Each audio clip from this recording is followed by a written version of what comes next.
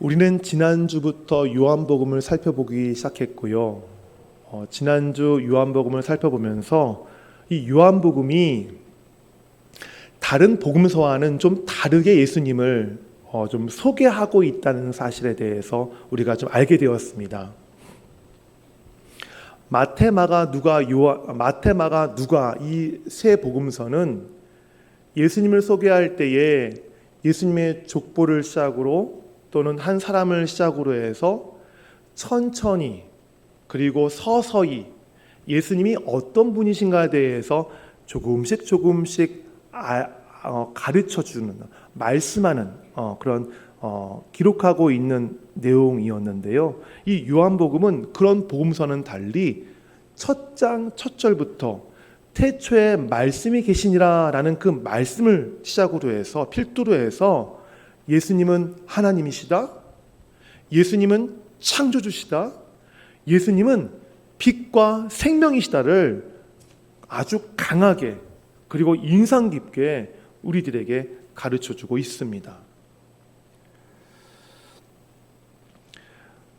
그런데 이렇게 1절부터 5절까지 예수님에 대해서 예수님은 누구신가 이렇게 아주 강하게 인상 깊게 이렇게 소개하던 사도 요한이 5절에 와서는 갑자기 다른 사람을 소개하기 시작합니다.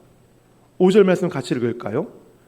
6절 말씀입니다. 하나님께로부터 보내심을 받은 사람이 있으니 그의 이름은 요한이라. 누구를 소개하고 있어요? 세례 요한을 소개하고 있어요. 1절부터 5절까지 예수님은 누구신가에 대해서 그렇게 강하게 선포했던 사도 요한이 지금 6절에 와서 갑자기 소재를, 대상을 바꿔서 세례 요한에 대해서 소개하고 있어요. 이 요한복음을 통해서 1절부터 예수님이 누구신가에 대해서 지금 이런 분이시구나 라고 지금 알고 있고 그것을 알아가고 있는 이 독자들은 이 6절에 와서는 약간 당황스럽습니다.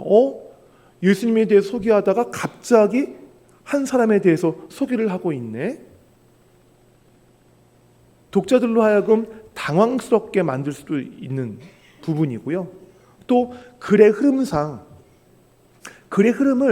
이렇게 원활하지 못하게 만드는 그런 부분일 수도 있습니다. 제가 만약에 요한복음을 기록한 저자라면 잘 들으세요. 제가 만약이라는 단서를 붙였습니다. 제가 만약에 요한복음을 기록한 저자라면 이렇게 쓰지 않았을 것 같아요. 예수님에 대해서 처음에 태초의 말씀이 계시니라 라고 처음 선언했으면 그 예수님에 대해서 아주 설명할 수 있는 모든 것을 다 동원해서 끝까지 설명한 다음에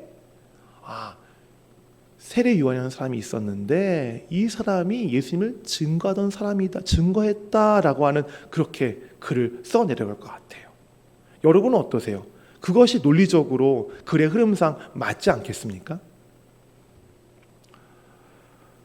그런데 사도 요한은 이런 방법으로 요한복음을 기록하지 않았어요. 우리가 지금 읽은 그대로 예수님에 관해서 설명을 하다가 도중에 지금 세례 요한을 소개하고 있어요. 사도 요한은 왜 이런 기록 방법을 택했을까요? 다시 말해서 성령 하나님께서는 사도 요한의 이 기록한 이 방법을 통해서 우리들에게 하나님의 어떤 뜻을 우리에게 가르쳐주고 싶었던 것일까요?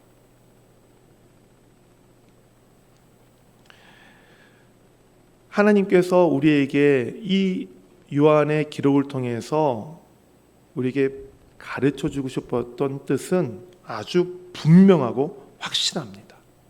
그것은 이 요한의 이 기록 방법을 통해서 하나님께서는 생명이시며 어두운 세상에 사람들에게 생명의 빛으로 오신 그들을 이끄시는 예수님을 증거하는 그 귀하고 중요한 일이 다른 피조물이 아니라 바로 사람에게 맡기셨음을 우리에게 확인시키시는 것입니다. 예수님을 증거하는 일을 다른 피조물이 아니라 누구에게 맡기셨다고요? 사람에게 맡기셨음을 우리에게 지금 확실하게 보여주시는 거예요. 물론 하나님께서는 사람을 통해서가 아닌 다른 방법으로도 얼마든지 예수를 증거하실 수 있는 분이십니다. 드러내실 수 있는 분입니다. 하나님이 어떤 분이세요? 전능하신 분입니다. 전능하신 분이 못하실 일 무엇이 있겠어요? 하나님을 둘러싸고 있는 그 천군 천사를 다 동원해서 하나님은 능히 예수를 증거하실 수 있는 분이었어요. 정말 인간으로서는 헤아릴 수 없는 이 우주에 있는 모든 행성들을 다 동원해서 예수가 생명이요 빛이라는 사실을 충분히 증거하실 수 있는 분이었어요. 아니, 우주까지 나가지 않아도 돼요. 하나님이 창조하신 이 땅에 있는 만물들을 통해서도 하나님은 얼마든지 예수를 생명이요 빛으로 증거하실 수 있는, 나타내실 수 있는 그러한 충분한 능력을 갖고 계신 분입니다. 파란 하늘에 하얀 구름으로 예수는 빛과 생명이다 라고 수를 놓으시면 그것만큼 정말 확실한 증거가 어디 있겠어요. 밤하늘에 정말 밝은 그 별들을 예수는 빛이다, 생명이다 그렇게 밤하늘을 써놓으신다면 그만큼 확실한 증거가 어디 있겠습니까? 하나님은 이런 방법을 통해서 충분히 하실 수 있는 분이었어요. 그런데 하나님은 이런 방법을 택하지 않으셨어요. 대신에 사람을 통해서 예수를 증거하도록 하셨어요. 그러면 왜 우리 하나님은 전능하신 분이어서 자신의 능력으로 충분히 예수님을 나타내실 수 있는 이 어두운 세상의 빛과 생명이라고 하는 예수 그리스도를 나타낼 수 있는 분이었는데 왜 사람을 통해서 이 어두운 세상에 예수를 증거케 하셨을까? 그것은 사람에게 있어서 진정한 행복이요 가장 큰 영광은 바로 예수 그리스도를 증거하는 것이기 때문에 그 증거를 통해서 예수 증거를 통해서 사람에게 진정한 행복과 큰 영광을 안겨주시기 위해서예요. 안겨주시기 위해서예요. 하나님의 은혜가 느껴지지 않으세요? 하나님이 하실 수 있는 일인데도 불구하고 그것을 그렇게 하지 않으시고 그것이 진정한 행복이고 진정한 영광이니까 그것을 사람들에게 누리게 하시려고 사람에게 예수를 증거케 하신 하나님.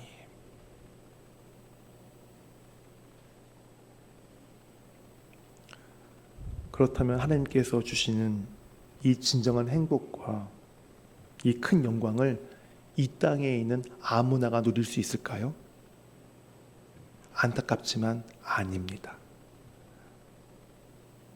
예수 그리스도를 증거함으로써 예수 그리스도를 전함으로써 얻을 수 있는 진정한 행복과 큰 영광은 이 세상 아무에게나 주시는 복이 아니에요. 아무에게 주시는 은혜가 아니에요.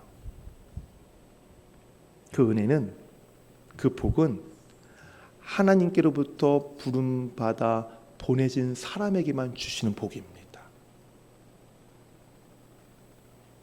오늘 6절 말씀, 7절 말씀 같이 읽을까요? 하나님께로부터 보내심을 받은 사람이 있으니 그의 이름은 요한이라. 곧 빛에 대하여 증언하고 모든 사람이 자기로 말미암아 믿게 하려 함이라. 아멘. 요한이 하나님께로부터 보냄을 받았어요. 그가 보내진, 하나님께 보냄받은 그 이유는 이 세상에 누구를 증거하기 위해서요? 빛이신 생명이신 예수 그리스도 증언하라고 하나님께로부터 보냄을 받은 사람이었어요. 오늘 6절에서 우리가 눈여겨봐야 될 단어가 있는데요, 바로 이 부분입니다. 6절에 보내심을 받았다라고 하는 동사예요. 보내심을 받았다. 이 보내심을 받았다라고 하는 이 말의 의미는 이런 의미가 있습니다. 하나님께서 어떤 사람을 택하셔서 하나님의 사자로서 임무를 맡겨서 보낸다라는 의미예요. 하나님께서 어떤 사람을 택하셔서 하나님의 사자로서의 임무를 맡겨서 보낸다라는 것이 바로 보내심을 받았다라는 이 말이 지니고 있는 의미입니다. 여러분이 잘 알고 계신 것처럼 하나님은 아무나 택해서 보내지 않습니다.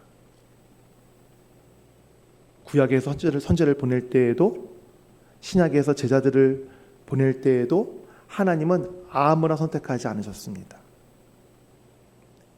하나님이 사람을 보내실 때에는 철저한 하나님의 계획과 뜻 안에서 선택되어진 사람들을 보내셨어요.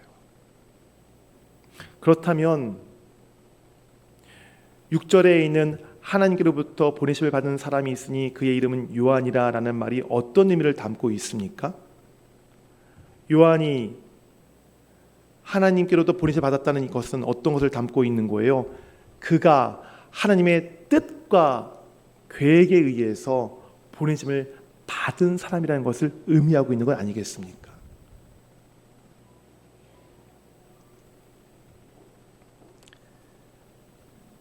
자, 그러면 요한이 하나님의 뜻과 계획에 의해서 보냄을 받았다고 했는데, 과연 이 말씀이 요한 한 사람에게만 국한되는 말씀일까요? 요한이 하나님께로부터 보내심을 받았다면 오늘 여기에 계신 여러분 역시도 하나님으로부터 보내심을 받은 사람들 아닙니까?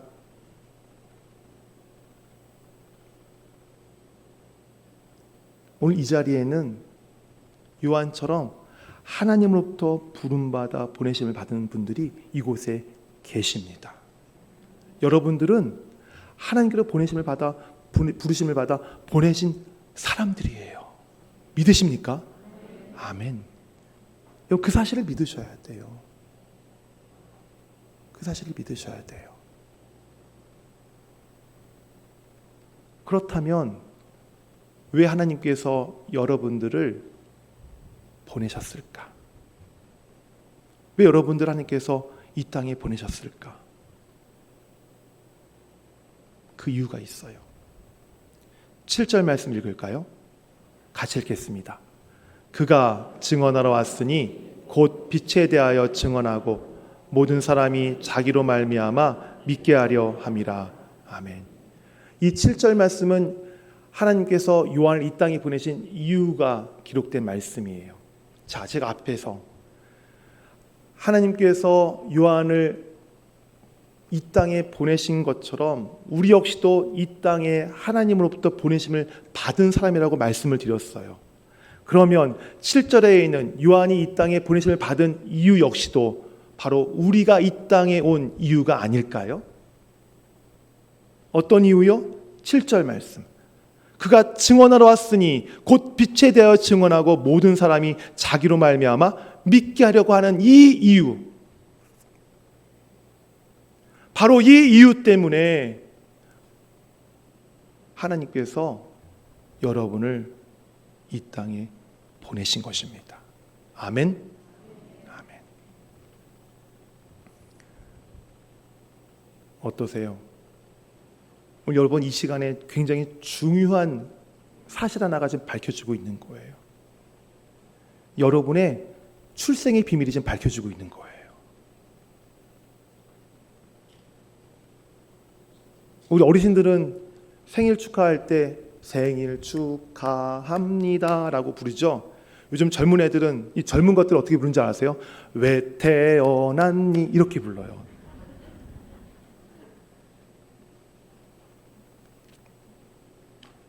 세상은 우리가 이 땅에 온 이유를 알지 못해요.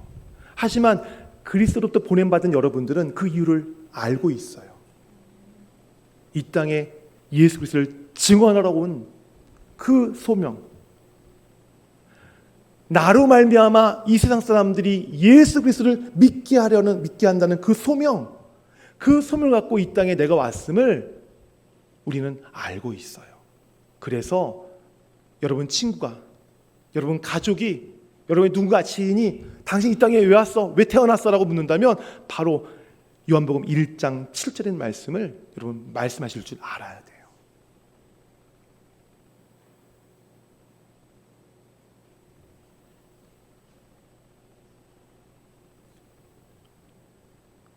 우리를 보내신 하나님의 뜻이 예수 그리스도를 선포하고 그분을 증언하고 그분을 사람들이 믿도록 우리가 하는 일이라면 이것도 한번 우리가 생각해 볼 수 있지 않을까요? 하나님이 내게 무언가를 주셨다면 그 이유도 바로 이 세상에 예수를 선포하라고 주신 것이 아닐까라는 생각이에요.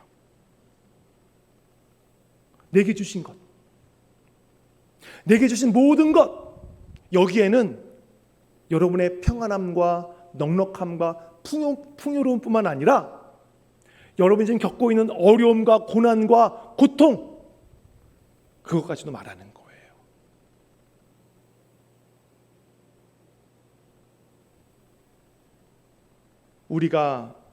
우리에게 있는 넉넉함과 풍요함, 그리고 우리가 겪는 고난과 어려움까지도 예수 그리스도를 이 세상에 알리고 증거하기 위한 것이라면 우리는 이 모든 것을 사용해서 하나님의 뜻과 계획이 이루어지는 데에 헌신해야 될 줄 믿습니다. 헌신해야 될 줄 믿습니다. 이런 거예요. 나의 넉넉함, 소유의 넉넉함, 나의 풍요로움, 나의 건강함, 자녀들의 잘됨, 이 모든 것이 무엇이 되어야 된다고요? 그리스도 예수를 증거하는 도구가 되어야 된다는 거예요.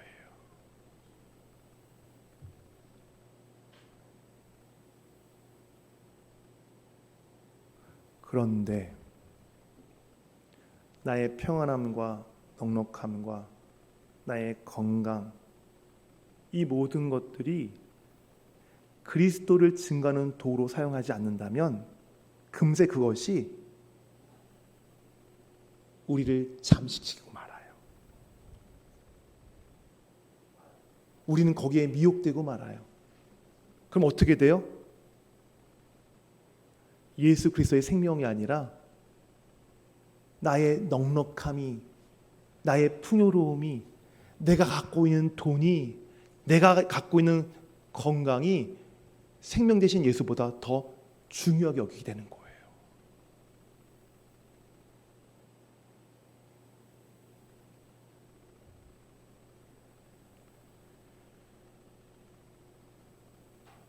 이런 모습은 결국 세상에 생명이신 예수 그리스도를 증거하는 것이 아니라 돈 때문에 내가 편안하고 돈 때문에 내가 건강하다는 것을 증거하는 것밖에 되지 않는 거예요.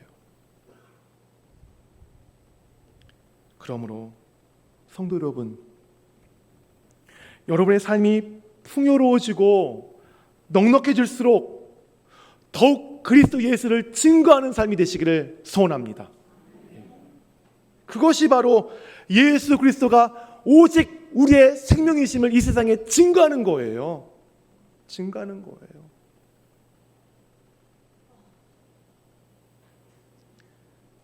여러분이 누리는 넉넉함과 풍요로움뿐만 아니라 여러분이 지금 겪고 있는 어려움과 고난과 고통도 예수 그리스도를 증거하는 도구가 되어야 되는 거예요.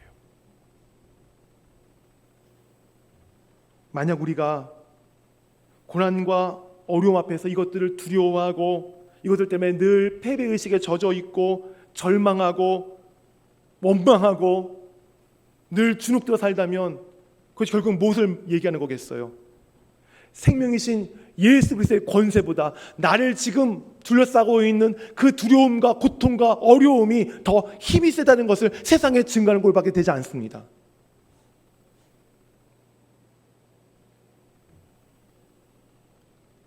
그렇다면 이 세상이 주는 어려움과 여러분의 모습들을 보면서 세상의 그 어려움과 고난과 그 슬픔 때문에 늘 주눅들어 있는 그리스도인 여러분을 보면서 누가 예수 믿겠어요? 세상의 어려움보다 권세가 약한 그 예수를 누가 믿겠어요? 하지만 여러분이 지금 겪고 있는 어려움과 고난이 있을지라도 세상 사람들이 겪는 그 모든 고난과 내가 빠져 있을지라도 그 앞에서 내가 설령 넘어질 때라도 다시 예수님을 향한 그 믿음을 가지고 내려놓지 않고 예수님 붙잡고 의지하는 모습을 보여줄 때 그것이 바로 뭐예요? 예수 증거하는 거예요.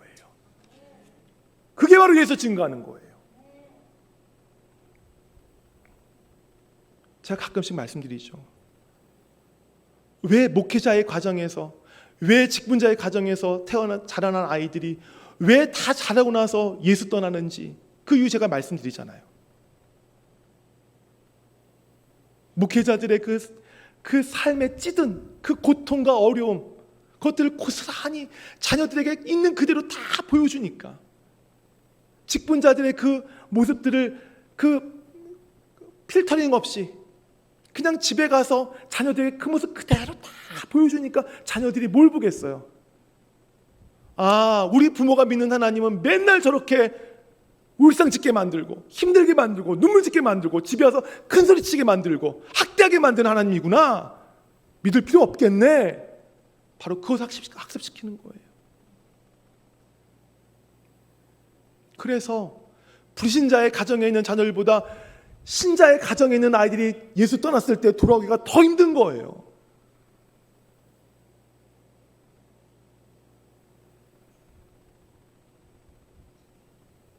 성도 여러분, 여러분이 풍요로울 때, 잘 나갈 때, 넉넉할 때 그 자리가 예수 그리스도를 증거하는 자리는 당연한 것이고요. 지금 건강이 약하고 나이 들어 병들고 가진 것 없고 여러 가지 고통스럽고 곤란함 가운데 있고 저는 고난 가운데 있을지라도 그 자리 역시도 예수 그리스도 증거하는 자리임을 잊지 마시기를 바랍니다.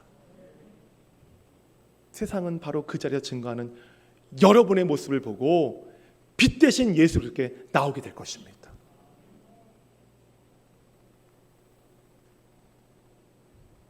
8절 말씀 우리 같이 읽겠습니다. 그는 이 빛이 아니요 이 빛에 대하여 증거하러 온 자라. 아멘. 여러분이 만약 내가 갖고 있는 소유 때문에, 내가 나의 넉넉함 때문에 예수 그리스도를 증거하지 않는다면, 지금 나를 둘러싸고 있는 그 환난과 고통과 어려움에 그것 때문에 내가 생각이 다 거기에만 가 있어서 예수 그리스도 증거하지 않는다면 결국 그것이 많은 것을 갖고 있는 나, 지금 고통 가운데 정말 너무나 괴로운 나, 그 내가 바로 예수 자리에 서는 꼴이 되는 거예요.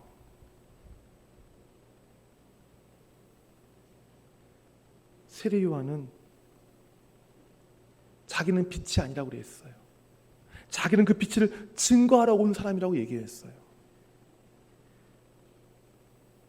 하나님께로부터 보냄받아 예수 그리스도 증거하러 온 여러분들이 어찌하여 많은 소유를 가지고 있는 나, 지금 고통 가운데지만 이 고통 중에 있는 나, 그것이 의가 돼서 예수 증거해야 될 여러분이 이 세상에서 여러분을 증거하고 있다면 그것이 과연 합당한 삶입니까? 옳은 삶입니까? 하나님이 기뻐하시는 삶이겠습니까?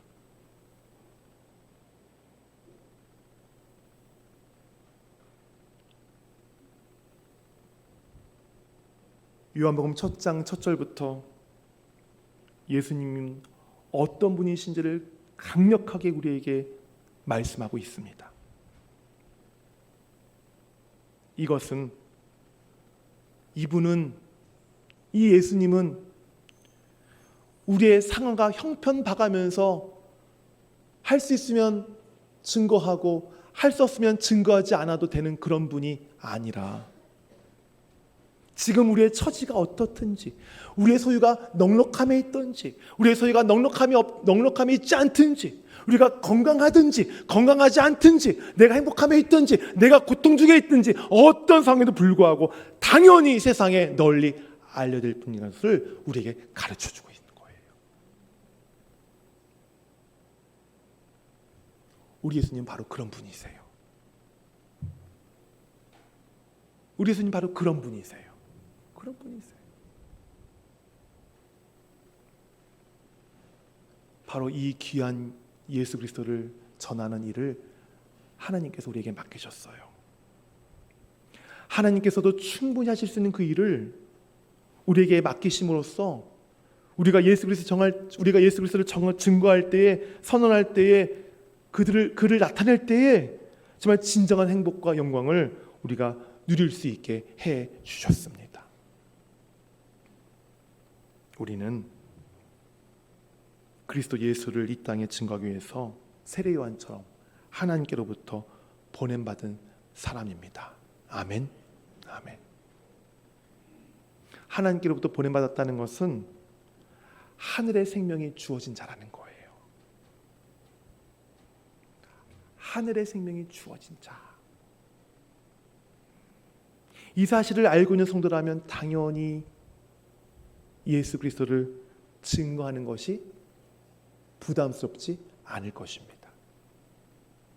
하지만 이 사실을 아직까지 깨닫지 못하고 있는 분들이 계시다면 예수 그리스도 증거하는 것이 좀 부담스러울 거예요.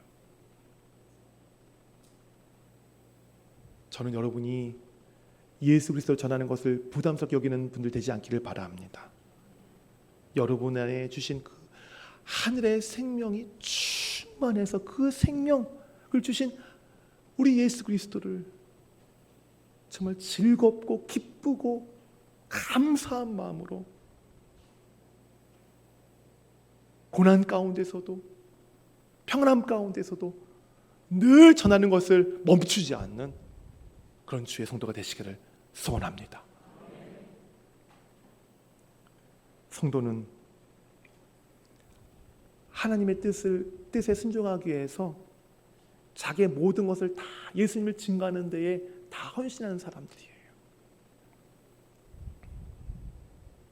여러분이 복을 받았어요? 그 복을 예수님을 증거하는 데에 드려야 돼요. 고난 중에 있으세요?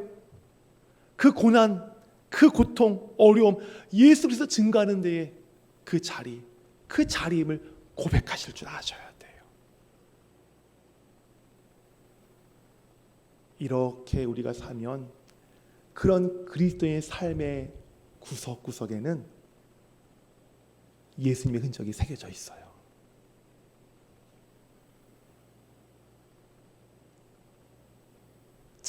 예수님을 증거하는 그들의 삶 속에는, 삶의 구석구석에는 바로 그리스도의 흔적이 새겨져 있어요. 하지만 그리스도를 증거하지 않는 그런 사람들의 삶을 보면 거기에는 다른 것이 새겨져 있어요. 돈이에요. 명예예요.